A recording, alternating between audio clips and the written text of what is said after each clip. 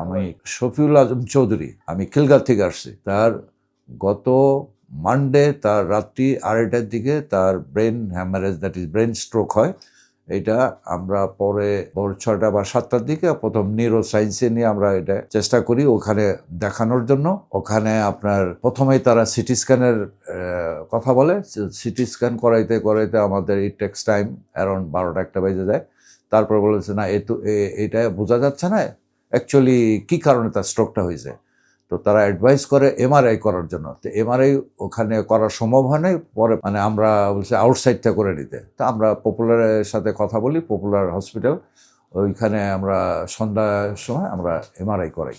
তো এমআরআই করার পরে দেখা গেলো তার একটা ব্রেইনের এটা লেফট সাইড হাত এবং পা অ্যান্ড চোখ অলসো ড্যামেজ। তো এখন তাকে ইমিডিয়েট হসপিটালাইজ করার জন্য, যেখানে আমরা কথা বলি না কেন, ইমিডিয়েট তাকে হসপিটালাইজ করতে হবে। ইন দ্যাট কেস আমরা বিভিন্ন জায়গায় খোঁজখবর নিয়ে বিভিন্ন হসপিটালে খোঁজখবর নেওয়ার পরে এইখানে আমরা মনে করছি যে আমাদের বাসার কাছাকাছি খিলগাঁও, দ্যাটস আমরা এখানে একটা বাট নিউরো সাপোর্ট আছে, এটা জানার পরে আমরা এখানে অ্যাডমিট করি।